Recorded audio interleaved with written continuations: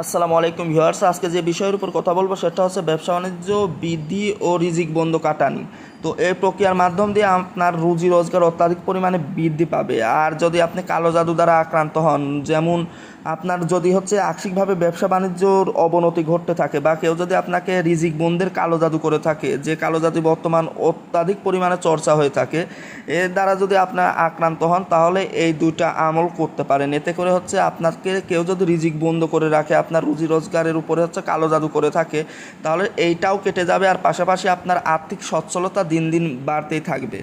তো এটা দুইটা আমলের পদ্ধতি আমি বলে দিচ্ছি। প্রথমে যে কালাম, এটা আগে পড়ে নিই। কাফে হা হা আল মালিকুল কুদ্দুস জিয়ারাতুল রিস্কি ইজালাতুল কাফা তা সারওয়াতুল কুল্লুহা তাজ আলুনি গনিয়া ইয়া রব্বিল আরদি। তো এটা হচ্ছে 71 বার পাঠ করতে হবে। আর আপনার যদি কেউ হচ্ছে কালো জাদু করে রিজিক বন্ধ করে রাখে, সেক্ষেত্রে